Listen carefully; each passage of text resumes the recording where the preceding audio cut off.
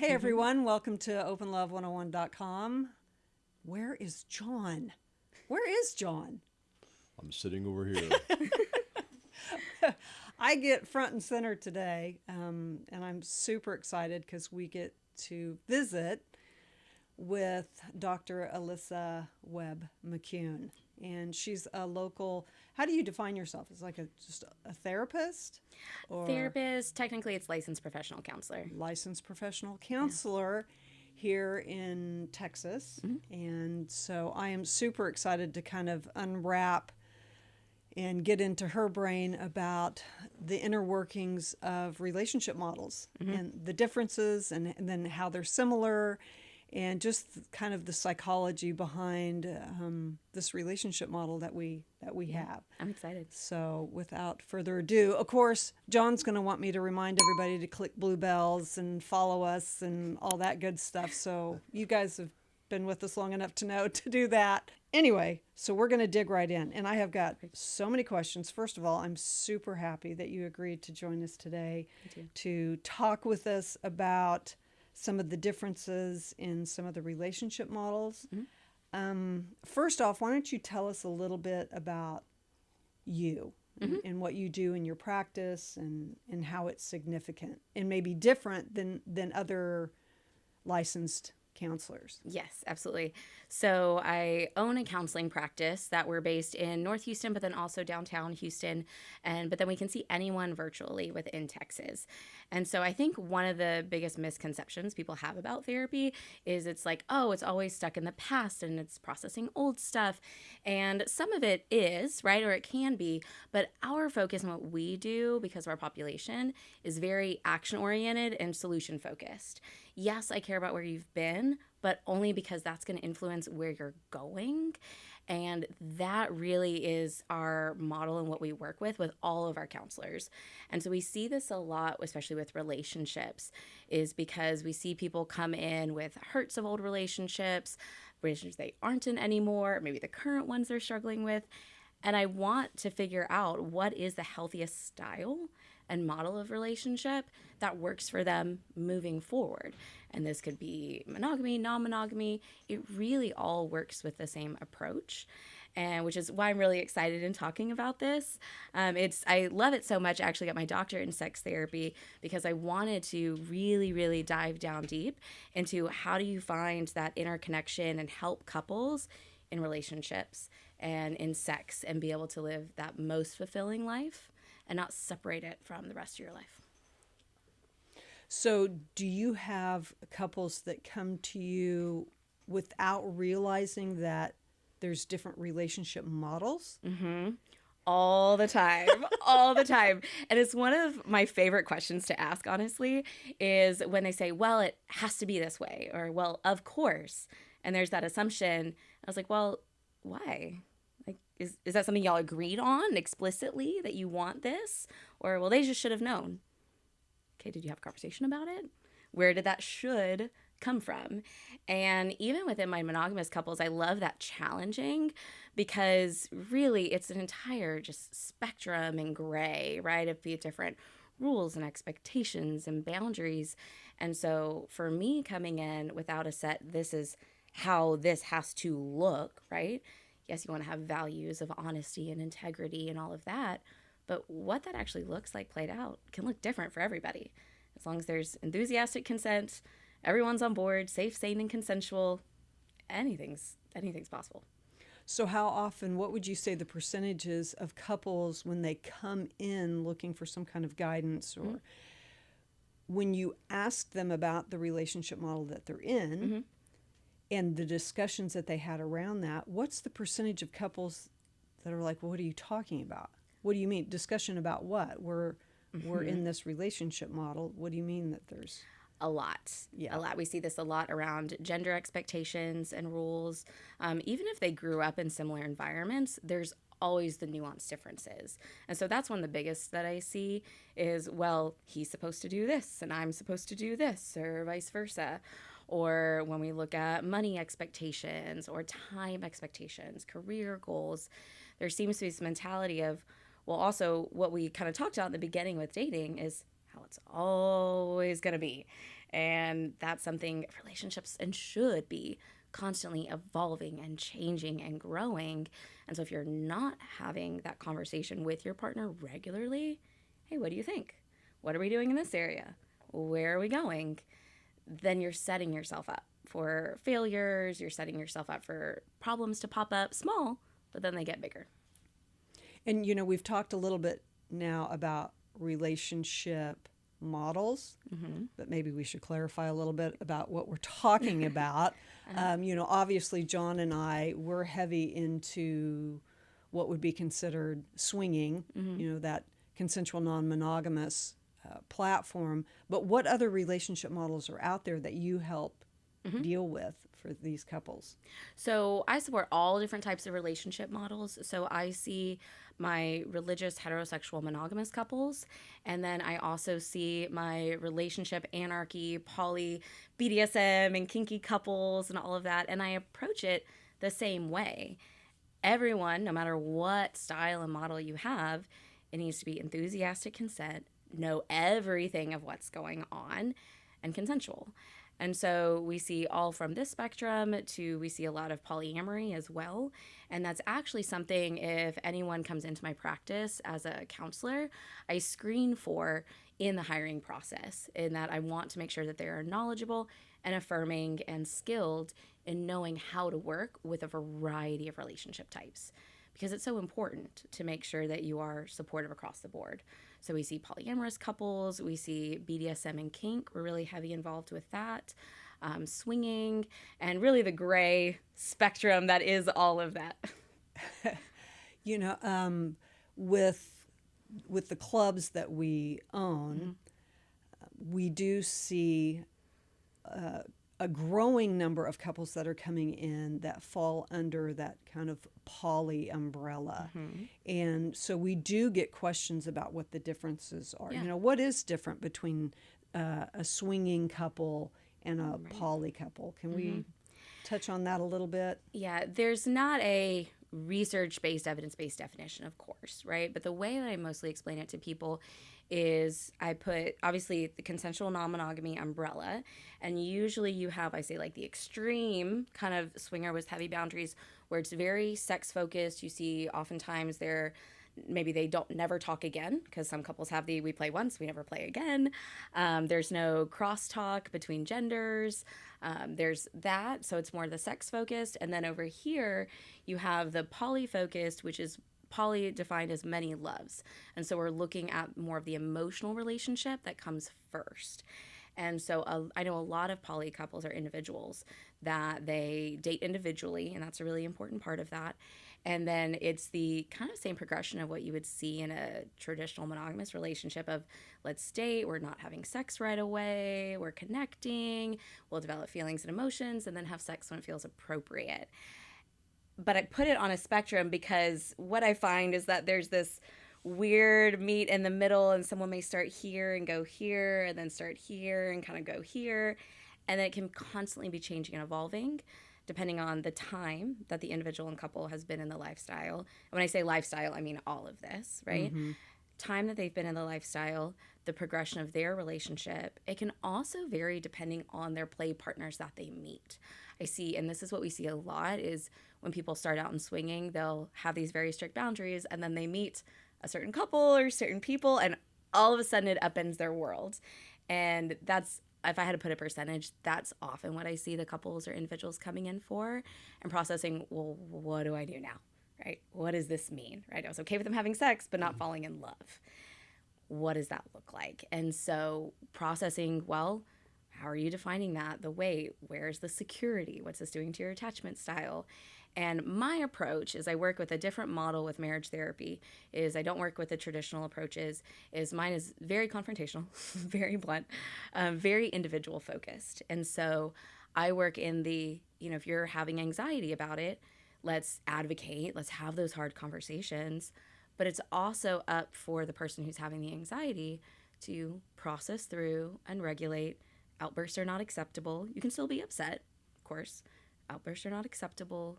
You have to regulate, you have to advocate, and then being able to stand in your truth is really key. And being able to stand in, I am genuinely okay with this, or not okay, because everyone hits a line, right? And that line's going to look different for every person, but you really don't know until you've hit it. And I say, is that line coming from just, I'm really scared? That's different than, I'm genuinely in my core just not okay with this. Mm-hmm. And that is very hard to find sometimes, but that's part of what we do in therapy. And it usually we give it some time, give it a few sessions.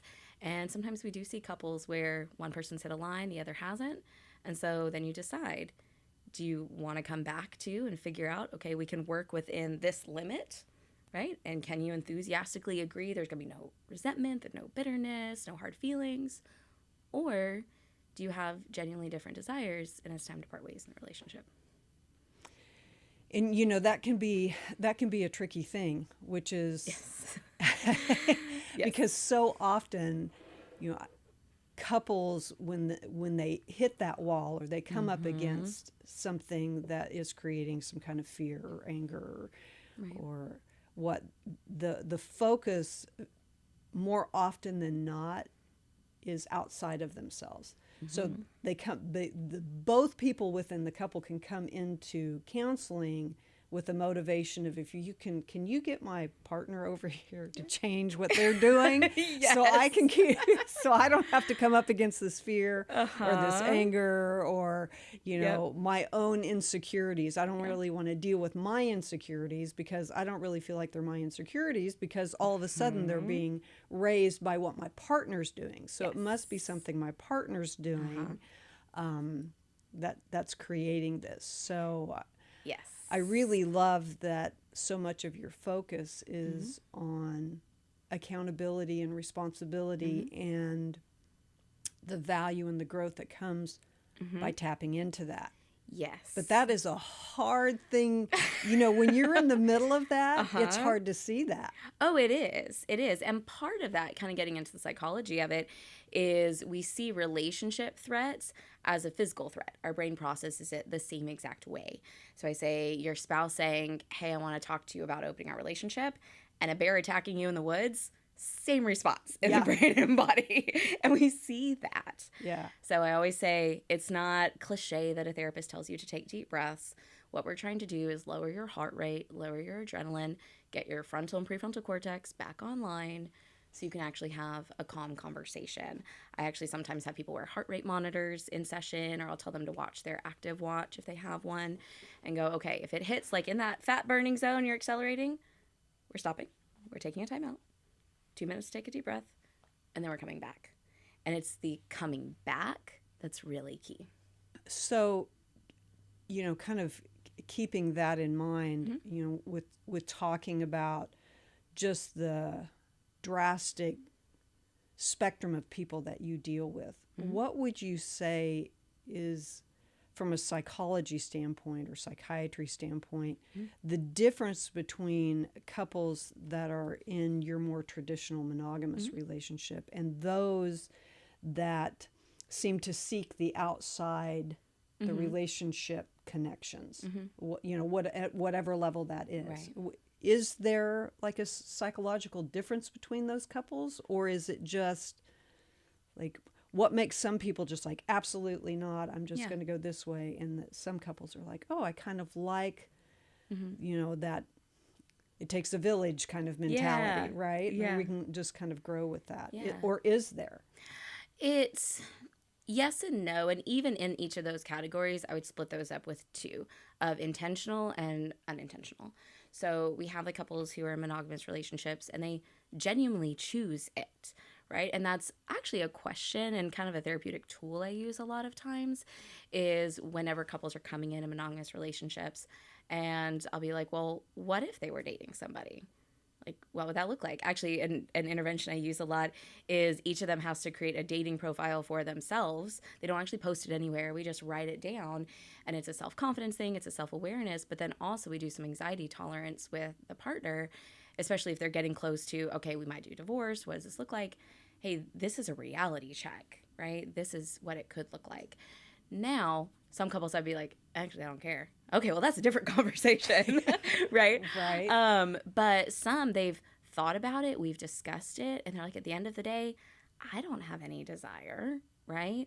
And if my partner does, I mean, we'd have a conversation, but I really don't think I'd be okay with that.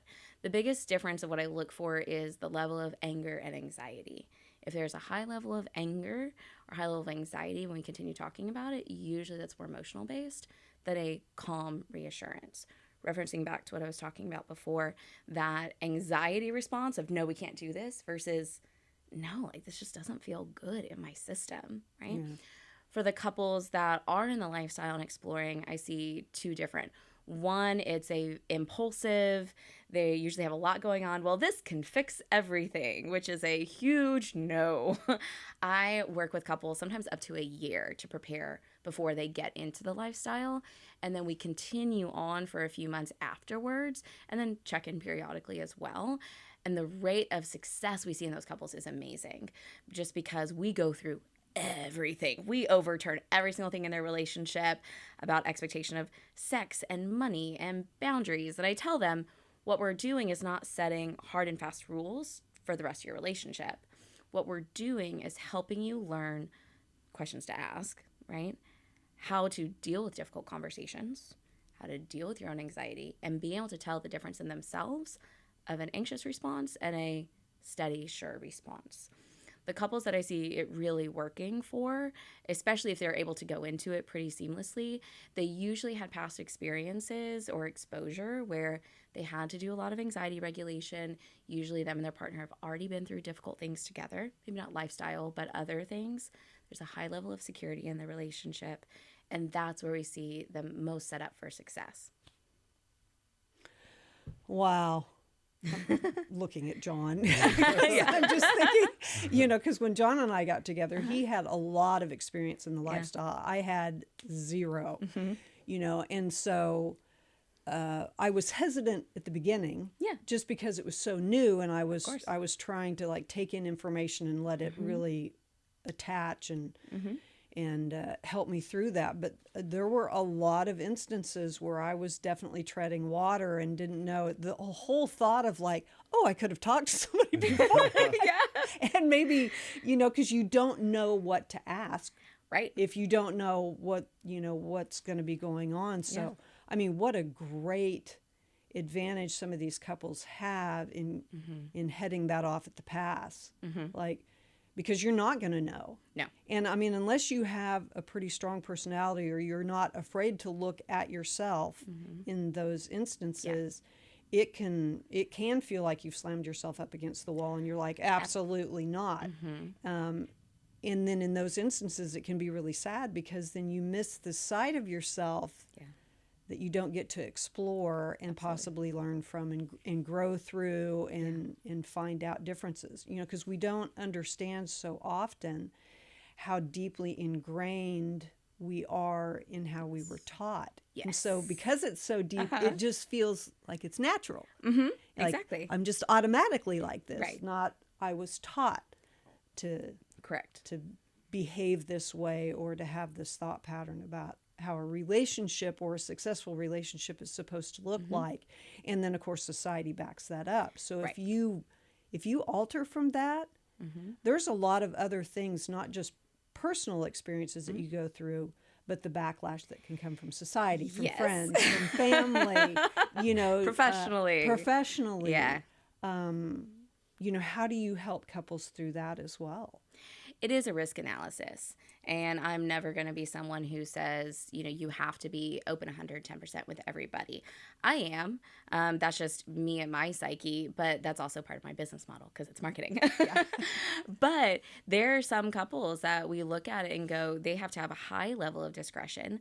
I see a lot of people in high levels of political power, business, government workers, and so we have to really look at discretion. We talk about private play parties. How do you reach out to people discreetly, asking for a high level of discretion, all those types of things, which is definitely available, and you can advocate for anything, right? As long as it's kind and you understand that some people are not okay with that, right? And so I know, like, for me, and one of my boundaries is I'm not okay being like a dirty little secret, right, and hidden. And that was something that I had to come to, though, and process and be like, that's absolutely okay, right, if you need to, but that's not going to be good for me and my relationship and my energy. And so it's just knowing kind of what you need and what the risks are, and if you're willing to take those risks, because there's always going to be a risk. I have people coming, well, I just never want anybody to know. I'm like, someone might. You never know who you're going to walk into. It could be a boss. It could be networking. It could be, now, if you run into them in like a club, then they're there too. So it's usually, there's usually some things. But like I've had people find them on dating apps, right? And they have no idea. I've had people professionally get about backlash. I've gotten backlash being a marriage therapist in a conservative county and being very open. And we've received a lot of negative feedback in marketing, but all marketing is good marketing, in my opinion. No doubt about it. And, talking about that from a professional standpoint, there are so many restrictions to couples that do adopt this more open relationship model. But there is, from a professional standpoint, a lot of issues. There's these morality clauses with teachers, military things. But from a professional standpoint, is anything other than a traditional relationship model going to cause an issue with these people from a professional standpoint? It all depends on who's in that power of authority. Right. And we can see this. I mean, we used to see it with gay and lesbian relationships and that's immoral. Well, no, it's just a healthy relationship. But it all depends on that person in authority and how much of a power trip, honestly, they want to go on. And why do you think we have those in place? Those kind of morality rules clauses. Or regulations? Honestly, from fear. And I think so much of the stigma against lifestyle is just fear-based, because it's if you do this, then whatever, right? Okay, well, there's boundaries you can set in place there, though, too. Like, what are you actually scared of? Let's set a protection around that, not around the things you think are going to lead to that, right? They're making these clauses with a slippery slope logic, and it doesn't make sense. It's very, very subjective, but my belief personally is I think that's done on purpose, because it allows then that person in authority to whatever they decide is moral or not, depending on the situation, who it is, what's convenient for them, what their ultimate goal is long term. So there's no telling.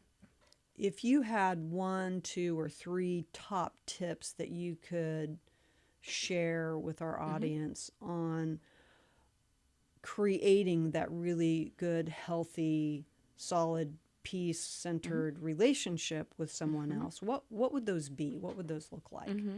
So one of the first things that I always tell couples is I want there to be a low level of consistent conflict. And usually I get a, what?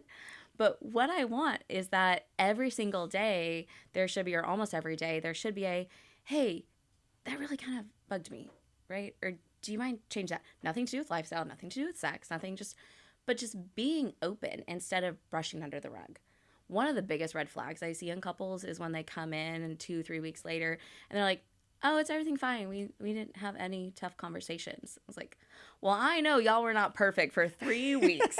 So I don't want a big fight, yes. Yeah. But I want there to be small moments of tension and anxiety almost every day, because it's when we feel that, I'm really nervous to ask this to my partner, but I know it's going to be okay. I know they're going to listen. Okay, let me speak up. And then we're done, right? Yeah. That is huge, right? It could be something as simple as, hey, I know you don't normally take the kids to school, but I really need you to, because that was me this morning, right? Hey, babe, can you take the kids to school? I have the podcast. I want some extra time to get ready. Can you do that, right? It's an opening up and vulnerability, even though I really had confidence he was going to say yes, but still, you never know. You're opening yourself for rejection. But instead of just, okay, fine, I got to do this because I always do this and I'm going to be frazzled. No, you speak up. And in that moment, when he says yes and you're able to have that connection, it brings you closer. And so it's practicing in your brain psychologically that anxiety spike, self-soothing, regulation, tolerance, and then you're back down. So when you do that again and again and again, then your brain is more used to it when it comes to sex and lifestyle and all these other bigger topics. Man, that is so true, isn't it? I agree, yeah. Yeah. I mean, when you learn how to be an advocate for yourself. Yes. Yeah. And it becomes less scary the more you do it. And then you kind of have that muscle memory. Exactly. That's exactly what it is, right? It's the muscle memory. Yeah. And then with that too, the second tip is looking at that person, being able to advocate. So knowing what you want, what feels good in your body, and this could be sexually, but also just what you want to eat, right? There's the old joke of, honey, what do you want? I don't care. Mexican, no, not that, right? And we always laugh about it. But, of course, my approach, right? The challenge is, hey, if you genuinely don't care, and then your spouse says Mexican, well, you genuinely didn't care, so Mexican's fine. If you genuinely had a preference, there needs to be a sitting with it moment. Well, what do I want, right? And usually my answer is, well, I know I don't want this and this and this. Anything else feels fair game, right? Right. Because even in those small moments, it's the same muscle memory. It's getting in touch with your body, with your brain. What does sound good for me? What does feel good for me? Because again, if we can train our brains in that with food, with schedules, with what I wear, with what music we're listening to, whatever it is, then we get to train our brains to do that with sex too. And then speaking of sex, Yeah. is there a difference between views of sex in different relationship models? Can you elaborate further? John and I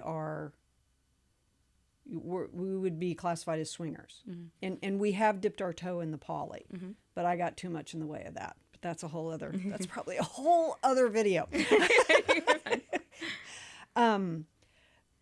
So that connection with other people is seen very normal, and it's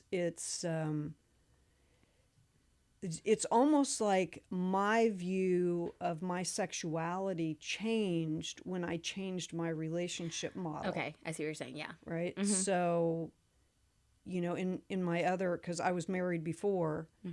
And in a strictly monogamous relationship. And so if there were issues in that department with our sex life, there wasn't really, or at least I didn't have the skills or wasn't able to articulate, like, what do we do in that instance? So now there's just this thing. But over here with John and I, we have the opportunity to experiment with our sexuality with other people, and then it brings us back together, and then it gives us more options of things that then we can do and try and really hone in on what we like. And it really taught me how, that advocate for ourselves, to speak up on what I like and what I don't like. And it took away a lot of that self-consciousness that I had before, because it's much more out in the open. So I didn't know, do you see a difference in that? Yes. And it's actually a difference that I encourage even in my monogamous couples, though, too. Sure. Of what we're looking at is actually expanding your palette of sexual desires, sexual play, and the purposes of sex. And this is another question I often ask my couples is they say, oh, yeah, well, we had sex, 3-4 times since we last talked. I was like, okay, well, was it good? And usually that catches them off guard. Once they get familiar with that question, I'll be like, okay, well, what type of sex was it? And then usually they're like, huh? And so I've written some articles and stuff like that on it. And what we're looking at is what we find when people just kind of assume, like you were talking about before, is, well, sex is this. It's usually for connection. It feels close. It maybe maintenance sex, right, as you call it. And that's it. Okay, well, that's all great, right? But there's also fun and exploratory sex. There's aggressive sex. There's kinky sex. There's the super passionate sex. There's the fun and adventurous and adrenaline sex. And I do a lot of food analogies. Just like with food, right? We're not talking about eating the same like menu each day, but the same type of food. Sometimes our bodies need really good, healthy food because we're feeling tired, we're feeling run down. Sometimes we need to splurge, right? And we feel it. Sometimes we want something, you're like, that was really good one time. Yeah. Never want to do that again. Yeah. Right? Now we've all had that dish. I don't like that. Exactly. Yeah. And I love the sex and food analogy because, and this is getting a little tangent, but it comes back, is there's this conversation about, is America oversexed? And I always say, well, no, but we're not sexed properly. Because what has happened is growing up, there's this puritanical sex is bad unless this, right? And then there's the, well, no, all the sex all the time in all the ways, okay? what we want is the sex that's good for you and your relationship, which, just like diet, is going to look different for everybody, right? Some people, and you see it especially now, you see carnivore and keto, you see if it fixed your macros, you see vegan, like it's whatever it is, right? What feels good within your body, because your body chemistry is different from person to person, and it changes over time. Yeah, I know you resonate hard, right? Yeah. And so sex is the same way, in that what we're looking for is informed, intentional sex. And I don't care if it's monogamous or lifestyle or whatever. Even my monogamous relationship, I'm like, okay, well, have y'all planned like a really fun, like adventurous sex soon? Or do you need more like the emotional and the sensual? What type of sex do you need? Don't just check a box. And it, going back to that practical tools question, it makes each person speak up in themselves. What do I need? And I find this is really a really important thing too in couples within the lifestyle, because like, well, if they're having sex with 10 other people, why does sex with me matter? Well, the sex with your spouse is so different, because it's an emotional security, it's a connection, and you can have connections with everyone else, but you can't compare one to the other, because it adds in a different quality, it adds in a different intention, and there's nothing that can replace that. Well, and you bring up such a great point is, you know, when you're having sex with your partner and with it being so different, you know, if your spouse, when you're able to divide yourself away from competition, Yes. it really changes that interaction. You really start to understand it. I know I had to go through a process of that. You know, even unconsciously, you may be doing that and not understanding what's going on. But when you can really understand that the sex that you have with your partner is the sex that you have with your partner, they're not going to be able to have that same interaction with anybody else, nor are you. No. And even if they are having it with someone else, it doesn't degrade what the two of you have. They're having their own connection. Their own connection, but it doesn't mean it's better. It doesn't mean it's worse. It's just, it's different, and it's valuable as well, though. Yes, it is. And that's even within my monogamous couples, as long as religiously they agree to it, I encourage masturbation to still kind of normalize that idea of experiencing that sexual pleasure outside of your partner. So then you can bring it back of, hey, I was trying this toy and I tried this and I really liked it. Let's do that. Yeah. Right. And then obviously within the lifestyle, it's whether their spouse is there or not in the environment, being like, hey, let's try this. Let's do this, which is normally a whole nother session that we have to kind of process through of what does that bring up? What does that mean? And all of that. Yeah. But I'd rather blatantly talk about it than just the person who's like, well, I just don't want to think about it. Right. Those don't ask, don't tells, which sometimes I see at work, very rarely. Sometimes it does work though, but I'd much rather work with those couples of, no, we're facing the anxiety. So that way we're setting ourselves up for success, because eventually things come out. Yeah. And you know, the other thing that I want to point out is that as you and I are talking, there's importance in every single relationship model. And we're not saying one is better than the other or one is more prone to failure than the other. The thing that I really wish more of us could understand is how all of these complement and we can learn from them. Absolutely. Because I know John and I, we have walked with, you know, strictly monogamous couples through maybe issues that they're having, but because we come at our relationship different, we're able to offer them avenues or ways to look at whatever difficulty they're having in a different way. Yes. I can think of one in particular that John and I dealt with where this couple were being intimate and he started fantasizing about something and she took huge offense to it. She was like, oh, he was saying that he likes, you know, redheads and I'm not a redhead. And so that means he doesn't like me. And I'm like, well, no, maybe it just means you can go get a red wig. Yeah, that's what I was thinking. And try it out. And sure enough, she did. And she was like, it was amazing because it was just a different, but you know, I think so often we can make couples or individuals within that relationship feel shame or guilt about something that the other is doing instead of maybe actually using it to our advantage. Yeah, Absolutely. Amazing How thought. can we try this thing that's that's going Yeah. to be maybe open up a new window to Right. something that we didn't realize? I'm a big proponent of role play, Yeah. and not only for monogamous couples, especially if they want to expand Yeah. their palette, and then with couples that are talking about having maybe a threesome with another man or another woman, they can get in that role play situation and see how it affects their emotions, Yes. like in the moment. Absolutely. If it's something that they end up leaving feeling great about, they had a great time, then maybe they can move forward. If it's something they have a lot of anxiety about, then maybe they need to talk through it a little bit more before they go to that point. Yes, absolutely. And I'm always the proponent of let's face whatever's causing us problems instead of running away. And we can never do it again. Okay, well, that's running away. Maybe you don't ever do it again, but let's talk about why. So it's actually something that I recommend for my couples who are interested in the lifestyle. I recommend your club the most. And so I tell them, I was like, go, but don't play. That's the rule. I just Right. want you to go, and I want you to see what's your reaction when you see your spouse look at somebody else naked. What's your reaction if you go see them having sex? Let's talk through it, right?